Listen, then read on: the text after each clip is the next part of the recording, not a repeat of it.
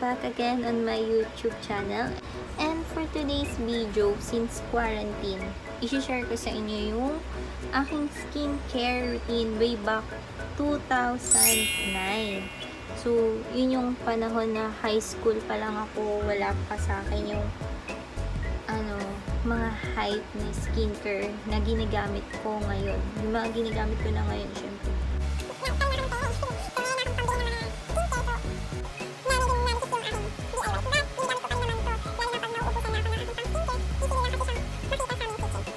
So, I suggest guys, and disclaimer na lang din sa video na yung aking shinare is based sa aking skin type, which is oily to normal. I suggest na mag-try muna kayo kung saang part ng skin nyo.